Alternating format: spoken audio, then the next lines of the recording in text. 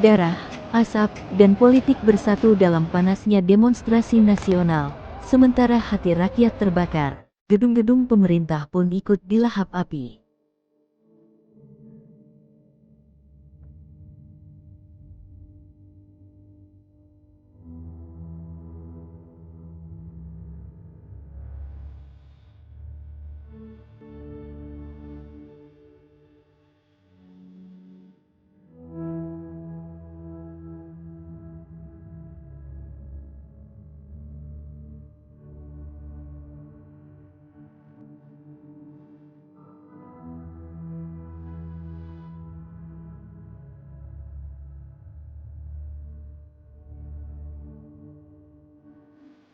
Gara-gara tunjangan hunian senilai 50 juta rupiah per bulan bagi tiap anggota DPR, belum terhitung tunjangan transportasi dan makan, yang disebut rakyat, tambah parah di tengah ekonomi kacau balau, muncul gelombang kemarahan. Angka itu hampir 10 kali upah minimum Jakarta. Kritik terhadap lembaga legislatif memenuhi jagat media sosial sepanjang Agustus 2025. Seruan seperti, bubarkan DPR, pun berseliweran di lini masa. Kondisi ini menggambarkan kepercayaan publik pada wakil rakyat di Senayan yang mulai memudar karena kekecewaan yang dirasakan. Gelombang kritik terhadap DPR sebenarnya bukan hal baru. Itu namanya orang tolol. Kamu bikin kami muak. Kata-kata tololmu menusuk perasaan. Kamu memang gagap, Saroni. Ayo, kapan kita bisa bertemu? 1000 orang sepertimu akan aku lawan. Aku tantang kamu, Saroni.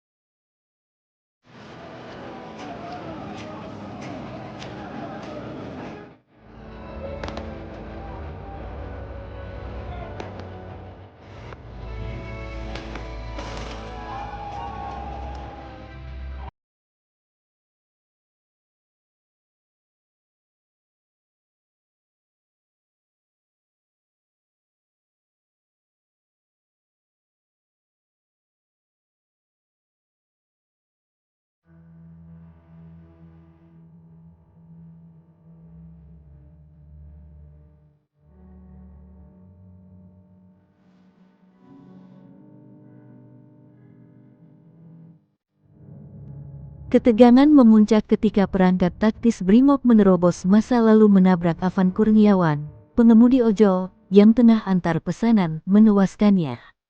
Videonya viral, memicu kemarahan menyeluruh.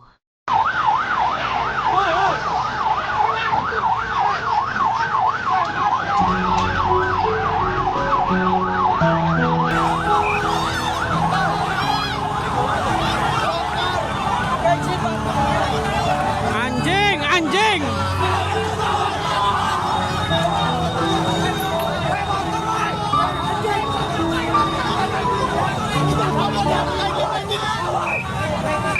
Anjing, polisi anjing. Tabrak-tabrakin semua sama polisi loh. Pendemo.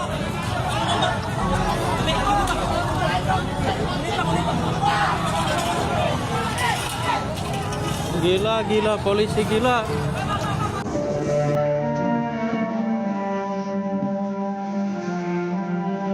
Wahai ibu, terbuat dari apakah hatimu? Kehilangan putra yang menjadi tulang punggung keluarga di waktu yang amat tak terduga. Sedihnya sulit dijelaskan lewat kata. Jumat pagi, rumah duka yang luasnya tak seberapa itu dipenuhi mereka yang kehilangan. Keluarga, rekan sesama ojol, CEO Gojek Tokopedia Patrick Waluyo, dan Gubernur Jakarta Pramono Anung ikut menyampaikan bela sungkawa atas berpulangnya Afan Kurniawan.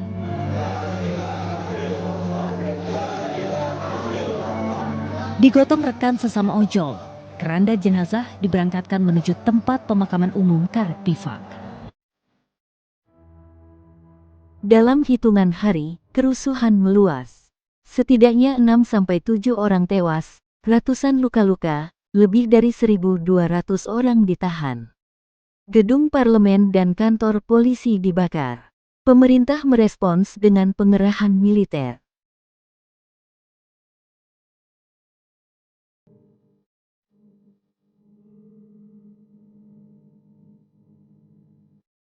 Presiden Prabowo akhirnya angkat bicara.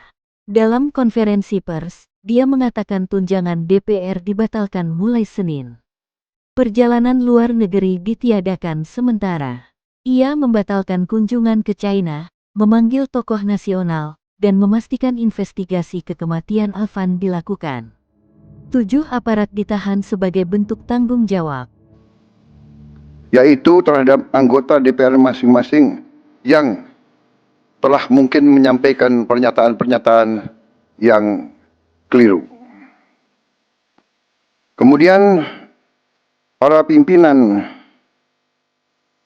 DPR menyampaikan akan dilakukan pencabutan beberapa kebijakan DPR RI, termasuk besaran tunjangan anggota DPR dan juga moratorium kunjungan kerja ke luar negeri.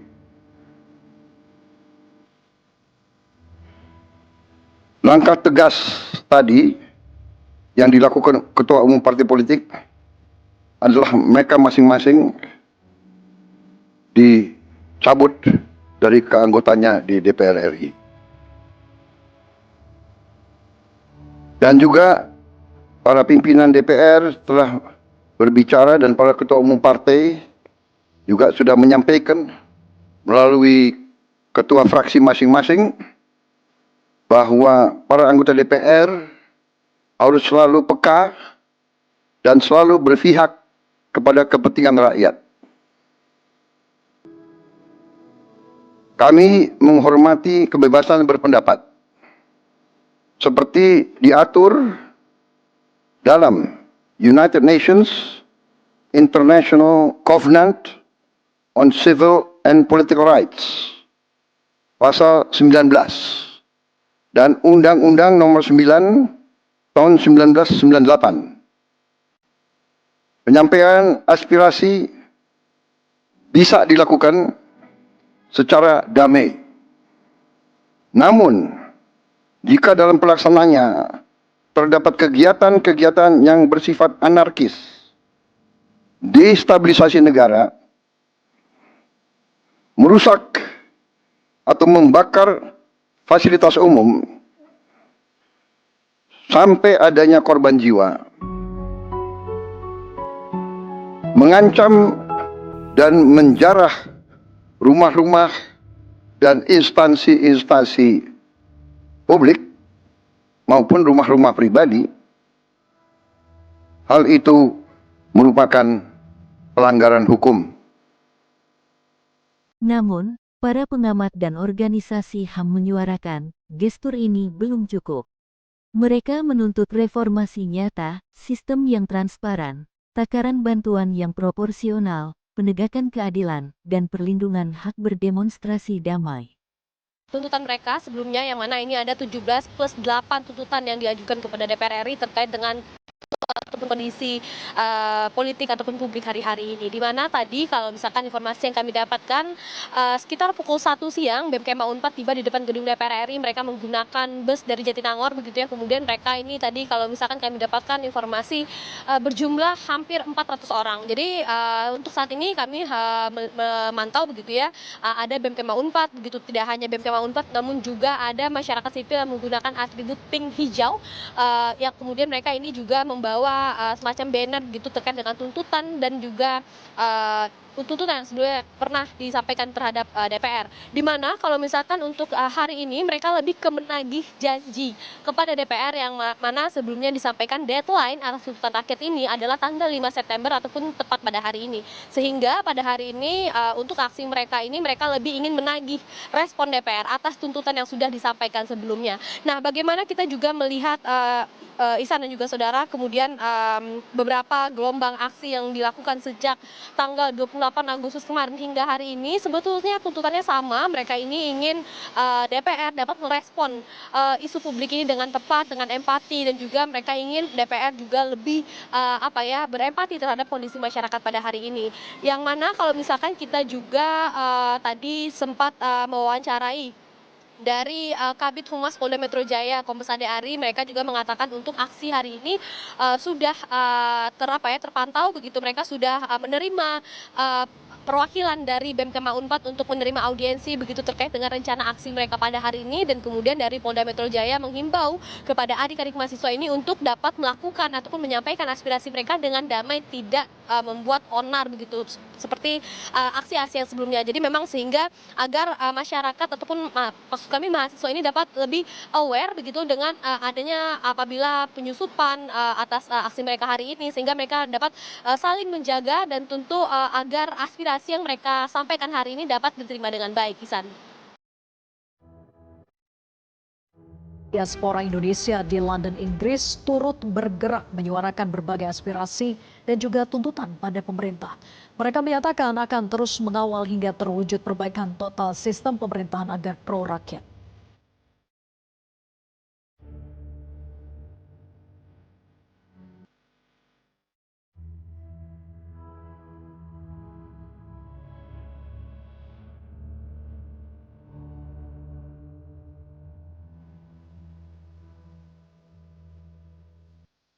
Kami lelah, hidup susah, pejabat pun tetap bergaya hidup gemerlap.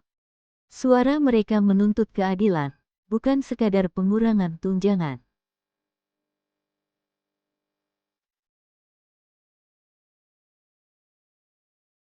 Transparansi, dan selamatkan demokrasi kita. Apa pendapatmu? Tulis komentar, beri like, dan jangan lupa subscribe untuk konten mendalam selanjutnya.